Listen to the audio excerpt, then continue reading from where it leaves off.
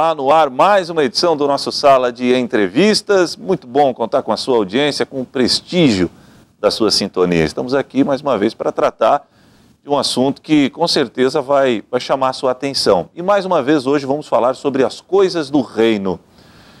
Missionários ou fazer missão é uma das, digamos assim, metas da igreja, principalmente da igreja evangélica brasileira. Mas o que é fazer missão? Você de fato tem isso no seu coração? Fazer missão é somente ir ao campo de batalha? Existem outras maneiras de fazer missão? E naqueles países ou nos continentes em que a situação financeira, cultural e até mesmo religiosa é completamente conturbada, que tornam a vida do missionário ainda mais difícil? Sobre esse assunto nós convidamos um especialista em missões, pastor José Maria, que há 6 anos trabalhou como missionário na África e agora está pastoreando a Igreja Internacional da Graça de Deus na cidade de São Carlos, no estado de São Paulo. E é quem eu tenho a honra de receber aqui no Sala de hoje. Pastor José Maria, muito obrigado pela sua vinda aqui, a sua visita. É sempre um prazer conversar com um amigo. Prazer é meu, Heber, poder estar com você aqui participando desse programa e também com os nossos telespectadores. Que honra, né, poder estar com vocês e falar um pouco de missão, né, que realmente várias pessoas dizem, eu quero fazer missão, mas não sabem por onde começar. É preciso estar preparado para fazer a missão ou somente ir na emoção? Eu sinto que sou um chamado para fazer missão. E quando o cidadão chega lá naquela área, talvez de conflito, talvez numa área de pobreza, ele literalmente dá com os burros na água, pastor? Eu acredito que 2 são as preparações necessárias. Primeiro, a pessoa tem que ter um chamado de Deus. Certo. Porque se ela não tiver, quando ela chegar lá, ela vai desistir. Porque a pressão é muito maior do que talvez nós imaginamos no nosso próprio país. Então tem que ter o chamado de Deus, porque chegando lá o amor de Deus te faz sentir compaixão por aquelas pessoas que estão necessitadas. E segundo, aí tem que ter uma preparação, né? Quer dizer, seria uma preparação. Para onde vai?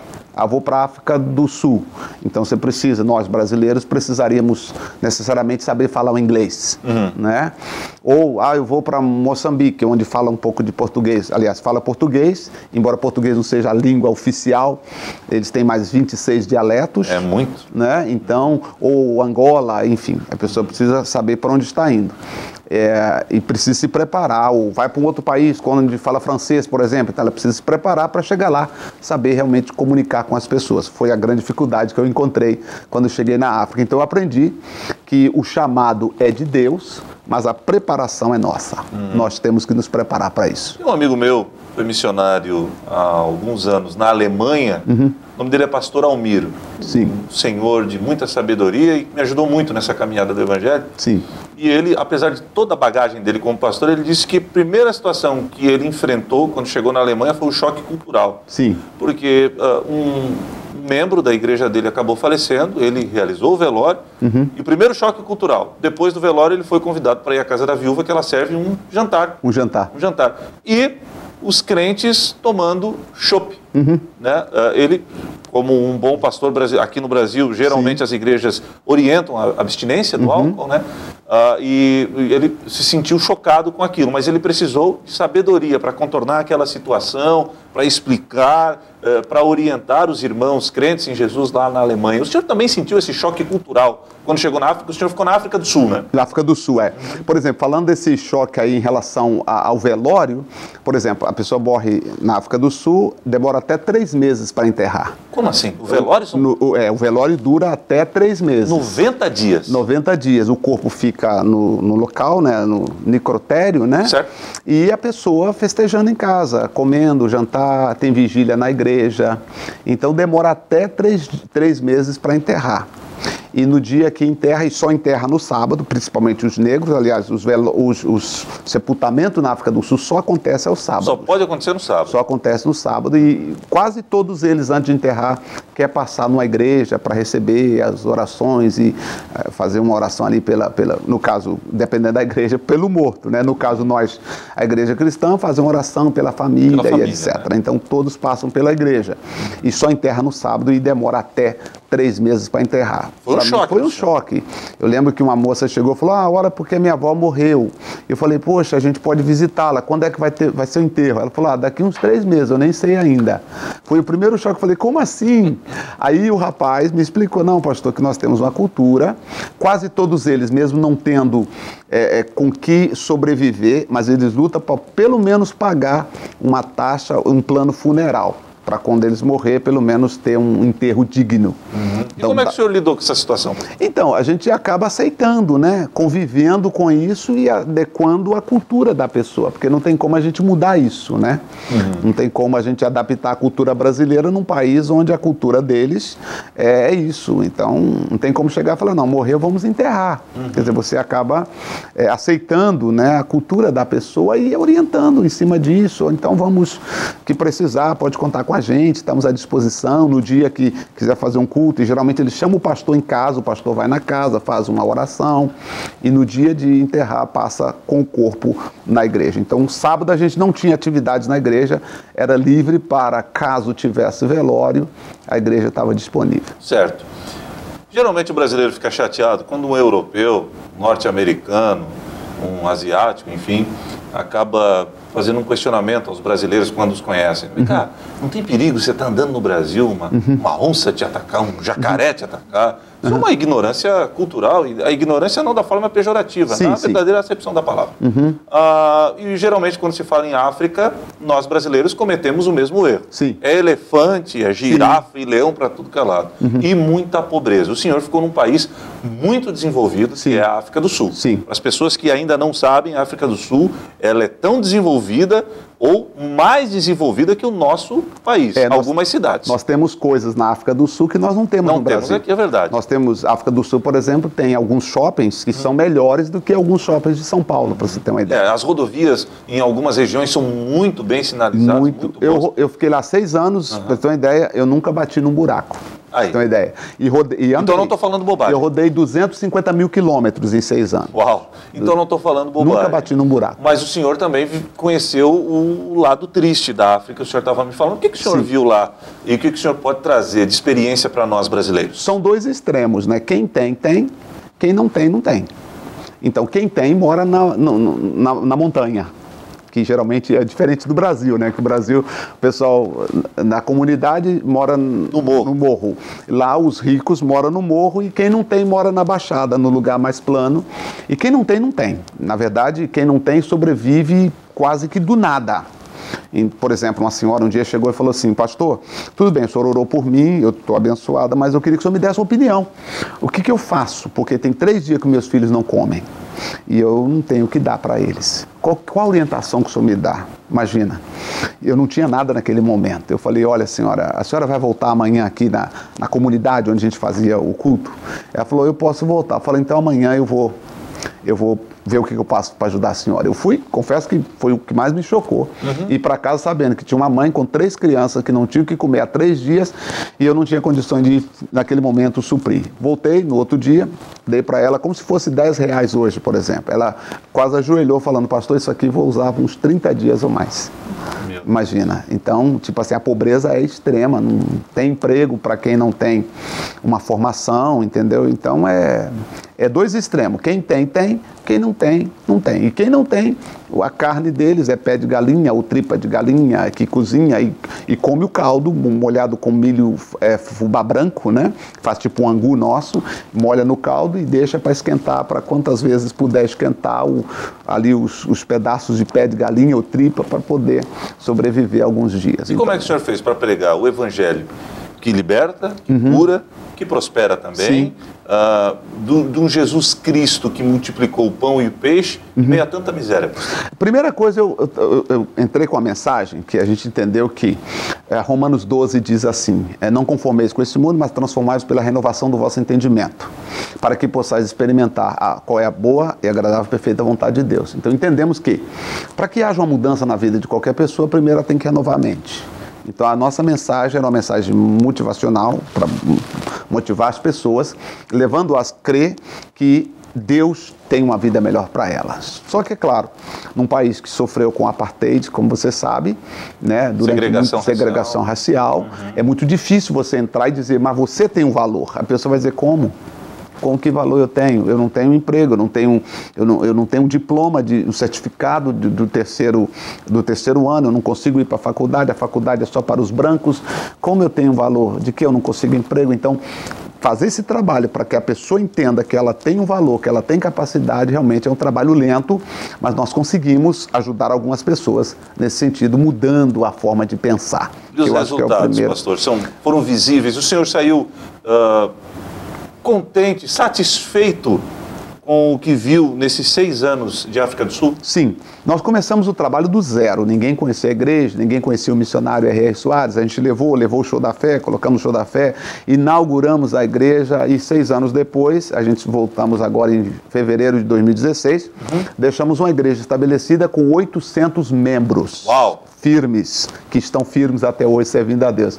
Eu me sinto realizado, né? Claro que a gente teve muitas dificuldades no início, tivemos oportunidade de voltar, mas eu pensei comigo, eu não posso voltar, porque vai se escrever a meu respeito no céu. Houve um homem chamado José Maria, que eles me conheciam como Joseph lá, né? Joseph Gomes. Houve um homem cujo nome era Joseph, ou José Maria, que foi mandado para a África e voltou sem fazer nada. Isso eu recusei fazer. Eu falei, eu volto com a minha missão cumprida. E o dia que eu voltei, eu olhei para trás, deixei 800 membros na igreja e falei, graças a Deus, que outro pastor cuide agora, e eu me sinto realizado por ter feito parte dessa obra. Eu falava em pregar o Evangelho de Jesus para os nossos irmãos lá da África. Mas eu sei que a África é um país que ostenta muito o misticismo. Sim, verdade. E a gente vê em algumas situações que há, inclusive, uma mistura do misticismo dentro de algumas igrejas. E como é que o senhor fez para separar o joio do trigo, para mostrar que a Escritura é inerrante e que a palavra de Deus ela é suficientemente poderosa para libertar por si só? Por si só. É um trabalho lento. Sabe, é um trabalho lento, você tem que ter paciência. A pessoa está frequentando a igreja, primeiro você precisa ganhar a confiança dela e ganhar a amizade dela, para que ela passe a frequentar a igreja e essa mudança automaticamente vai acontecendo. E por que é uma mudança lenta? Porque, por exemplo, África do Sul são 12 dialetos oficial na Constituição. A Bíblia tem escrita apenas em alguns desses dialetos, ou seja, nem todo mundo tem acesso à Bíblia, nem todo mundo tem a informação do que está escrito. Você tem 800 pessoas na igreja pregando para eles, mas vamos dizer assim, 60% talvez daqueles membros da igreja, quando volta para casa, ele não tem a Bíblia para ler no dialeto dele e entender no dialeto dele, ou seja, ele fica apenas com a informação que ele ouviu. E isso é muito lento para provocar uma mudança na vida das pessoas. Realmente a gente tem que confiar, ensinar com amor e crer que o Espírito Santo vai aos poucos convertendo o coração das pessoas. Essa foi uma metodologia que nós aplicamos, né, de ganhar a confiança das pessoas, porque o misticismo é grande, muitas igrejas, você pensar de escândalo, de pessoas aproveitando da boa fé do africano, sendo exploradores da fé, e de repente você chega, mais um brasileiro, e alguns até desacreditaram, olhavam assim, mas você é de que país? Ah, eu sou do Brasil. Ah, mais um que veio explorar a nossa fé. Então a gente tinha que mostrar para eles que nós tínhamos uma proposta diferente, um ensinamento com base na Bíblia, com base nas Escrituras, que realmente provocava uma mudança na vida deles. E isso começou a acontecer e as pessoas começaram a vir e o resultado ficou aí. Tá bom. Pastor José Maria, que história! E daqui a pouco a gente volta falando mais sobre esse ministério, pastor que ficou 6 anos na África do Sul, ensinando e pregando a palavra de Deus.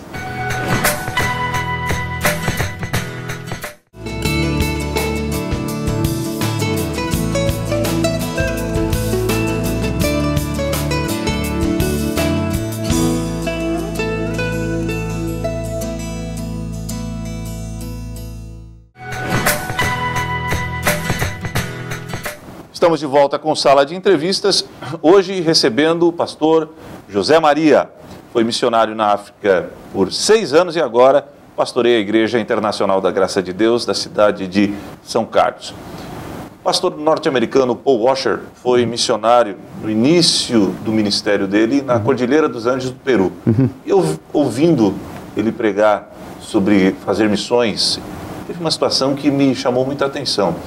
Ele disse que fazer missão, às vezes, não é apenas ir ao campo. Ele disse que imagine o campo missionário como um poço. O missionário, ele vai até o fundo do poço para buscar a água. Mas aquele que fica em cima, segurando a corda, ou seja, aquele que fica na base, sustentando a missão, orando pela missão, ele também está fazendo missão. E ambas as situações, seja quem desce para pegar água ou quem segura a corda do missionário, as duas situações deixam cicatrizes profundas, marcas. Ele disse que não consegue esquecer a experiência que ele teve como missionário. O senhor comunga desse pensamento do pastor Paul Washer? Sim, com certeza, com certeza. Eu sempre digo que não seria possível fazer o que hoje a Igreja Internacional da Graça de Deus, através do missionário, está fazendo lá fora, em 173 países, se não tivesse essas pessoas que realmente dão esse suporte. Os patrocinadores, os membros da igreja que dá esse suporte, e nós que vamos ao campo missionário, realmente a gente traz marcas profundas nas nossas vidas e realmente, se não tivesse suporte, não tem como fazer missão. E o amor, a dedicação, a força de vontade, suportar as pressões, porque muita pressão que você sente, sabe?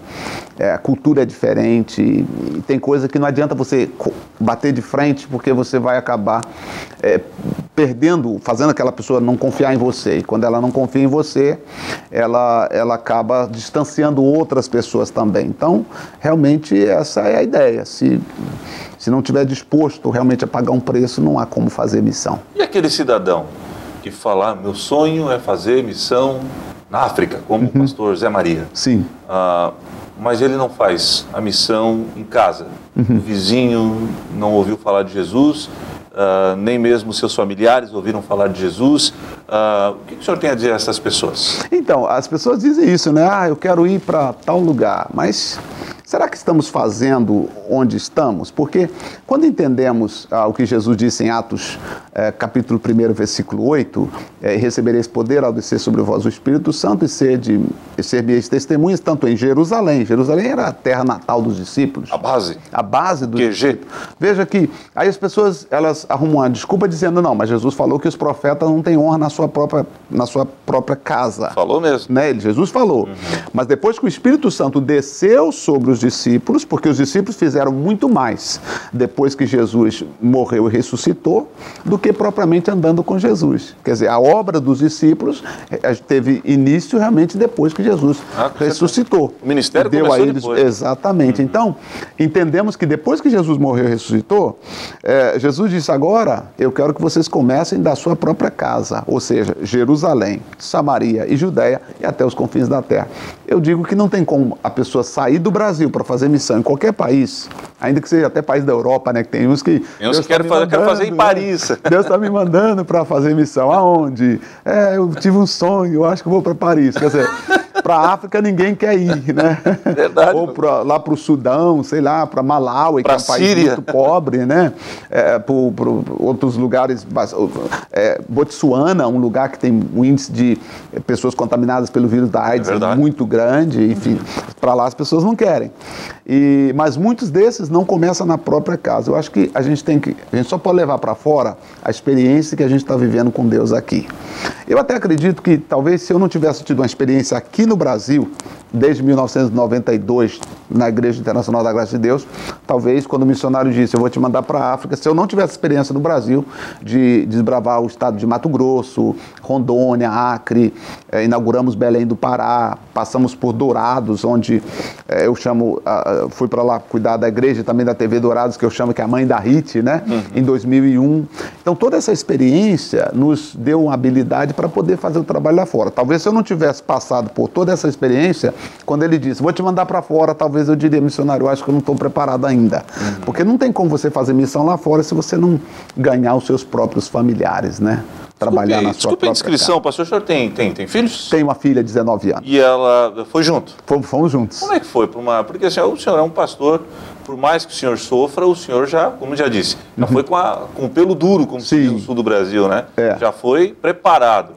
Mas ela, acredito, uma jovem, ainda mais jovem, no período em que o senhor foi pastor na África, como é que foi para o senhor observar a sua filha enfrentando todos aqueles problemas de língua, cultura, como é que foi tudo isso? Então, quando a gente saímos de Cuiabá, na época eu estava em Cuiabá, a minha filha estava com 10 para 11 anos, A primeira coisa, quando eu fui visitar a África em agosto de 2009, depois voltei em novembro, as pessoas falaram, cuidado com o leão, você falou do leão aí. A minha mãe falou, cuidado, meu filho, quando você for atravessar a rua... Vou ver se não tem nenhum leão perto. Tem um leão, se não tem um elefante, né?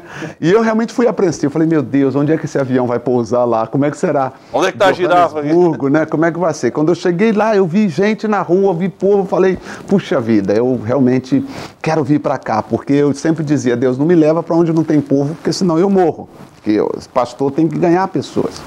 Então, quando eu voltei, conversei com a minha esposa, já estávamos decididos, mas precisava conversar com a filha, que tinha 11 anos na época. Eu lembro que falando com ela, estudava na escola, coleguinhas, etc. E os coleguinhas falando, nossa, mas o pai vai para a África, não tinha outro lugar para mandar ele. Estados Unidos, então, Canadá. Não, por que você vai sair da escola agora? Mas Deus foi tão bom, que a minha filha falou, não, aí a gente falou, e aí, vamos embora, pai. Vamos. Tô dentro. Tô dentro. E a gente pensou, e agora? E o idioma? Como é que ela vai chegar na escola? Bom, chegamos lá, conseguimos visto, consegui colocá-la na escola uns 4 meses depois. O primeiro dia de aula, meu Deus, e agora? Como é que vai ser? Deixar ela aqui, ela não sabe falar inglês, não sabe nem soletrar o nome. Falei, e agora? Bom, deixamos na escola, a escola começa de 7 da manhã às 3 da tarde, e quase que eu fiquei no pátio da escola esperando para qualquer momento ela chamar. Terminou, voltei 3 da tarde, cheguei uma hora antes para buscá-la, né, com medo de o que vai acontecer. Perguntei, gostou da escola? Ela falou, gostei. Eu falei, e amanhã você quer voltar? Ela falou, quero. Ué, eu falei, mas como assim? O que você fez na escola? Não, meus colegas me mostrou a escola, me apresentou a escola e etc. Eu falei, e você entendeu? Ela falou, entendi. Eu falei, mas você não sabe falar inglês ainda? Mas eu entendi. E amanhã você quer voltar? Quero. Eu vejo realmente um milagre que aconteceu. 3 meses depois, ela foi a minha maior professora de inglês. Que maravilha. Que antes de eu pregar para o povo, que eu não cheguei lá falando inglês fluente. Então, antes de eu pregar para o povo, pregar para minha esposa e para minha filha. E a minha filha me corrigia, pai, é assim, saudação tem que ser assim, essa palavra, vamos trocar, que essa aqui já usou muito e tal. 3 meses depois, ela estava me ensinando inglês. E o que Deus vem fazendo na África, pastor? Hoje há um avivamento, né? O trabalho continua crescendo. Eu acredito e eu oro, o meu desejo, eu tenho um sonho que eu quero ver realizado. A nossa igreja, como estamos na África do Sul, que é o primeiro país do continente, né? Onde encontra o Oceano Índico com o Atlântico, começo do continente. Então estamos lá. E a gente gostaria que ali a África do Sul fosse a base de onde nós prepararmos pastores para subir para o resto do continente, para os outros 50 e poucos países, levando a palavra. Esta é a minha oração. Difícil, porque pessoas falam dialetos diferentes. Eu queria que Deus mandasse as pessoas para a África do Sul, os jovens, os missionários e os pastores, para que aprendesse com a nossa igreja na África do Sul, vamos assim dizer, falando da nossa igreja, como fazer a obra de Deus e depois esses jovens voltar para o país deles, como eles já entendem a língua, fica mais fácil de evangelizar o resto do país. E eu acredito, eu tenho fé que eu ainda vou ver isso acontecer. Um dos grandes dilemas de João Calvino foi justamente, na época, a Europa havia um grande índice de analfabetos, e ele queria que o povo aprendesse a ler a Bíblia, né? Porque, como o senhor disse, não adianta ele pregar e as pessoas não acompanhar, não estudar em casa, fica muito mais lento o processo. Inclusive, digamos, o primeiro ensaio de uma escola pública surgiu de um sonho de João Calvino, que queria que os europeus fossem à escola, aprendessem a ler para ler a Bíblia. O senhor está falando dos dialetos. Eu conversei com um missionário recentemente, que esteve em Cuba. Aliás, glórias a Deus, parece que o Raul Castro agora liberou para a entrada de Bíblias em Cuba. E ele chegou numa igreja para entregar Bíblia para o pastor e para os membros da igreja, uma igreja pequena, com 50 membros. E ele ficou espantado. A única Bíblia da igreja era a Bíblia do pastor e apenas alguns capítulos do livro do profeta Isaías. Esse sonho de Bíblias no dialeto dos africanos, entregue na mão dos africanos, é um sonho do senhor? Sim, até porque eu fui visitar a Sociedade Bíblica, no caso a Bible Society, lá em Johannesburgo, para saber, falando de África do Sul, são 12 dialetos oficiais, enquanto desses a gente tinha a Bíblia escrita? Eram 4 em 2011, quando eu visitei, só 4 dialetos. Imagina que o resto dos que falam outro dialeto não tem acesso à Bíblia. Por mais que fale inglês, mas às vezes, se você conversar com um africano, ele vai falar inglês com você, mas se ele tem possibilidade de falar no dialeto dele, ele vai preferir falar no dialeto dele. Seria como nós também, podemos falar em espanhol, mas se podemos falar português, a gente vai falar português. a mesma coisa deles. Então, eles não têm essa informação, não têm esse acesso à Bíblia. Com isso, era o meu sonho, né? A gente poder ter Bíblia na igreja e num preço acessível, porque Bíblia lá é muito caro, muito mais caro do que no Brasil. E é a razão pela qual eles não têm acesso. O que será, professor? Realmente a Sociedade Bíblica não soube me informar por que é tão caro a Bíblia lá. Talvez falta de patrocínio, né? E assim, pelo menos visitando a Sociedade Bíblica do Bible Society em Johannesburg, era muito pequena uma sala. Quer dizer, acredito que um projeto que talvez ainda estava em movimento, em andamento, em expansão, enfim. Então é um sonho que eu tinha, poxa vida, da gente poder dar Bíblia no idioma da pessoa. Olha como seria isso. Teríamos uma África diferente. Glória a Deus por isso. Mas me conta um pouquinho da igreja de São Carlos, como é que foi recepcionado pelo povo, como é que está sendo pastorear essa igreja? Então, voltando da África, né, a gente passou por Guarulhos, 11 meses, ficamos em Guarulhos. Grande cidade, né? Trabalhamos lá e agora no início de janeiro, finalzinho de janeiro, a gente veio para São Carlos e está sendo uma experiência boa, né? Foi muito boa a recepção das pessoas e realmente uma igreja grande também, quase 1000 lugares, 1000 poltronas e assim, a gente está feliz de trabalhar com essas pessoas e vendo esse crescimento e passando para elas também essa experiência que a gente teve, a importância do conhecimento. Eu acho que hoje nós precisamos aplicar e desenvolver o conhecimento, tanto o conhecimento espiritual como também o conhecimento natural, nós precisamos melhorar. Eu vi um grande pregador, quando questionado qual era a grande metodologia que ele usava para que as pessoas fossem libertas do vício e da escravidão do pecado. Ele disse, a grande metodologia ainda é ensinar a palavra. A palavra, eu pastor, não vou libertar, o obreiro não vai libertar. O que liberta é a ação do Espírito Santo, que é impregnada na pessoa através da verdadeira e genuína palavra.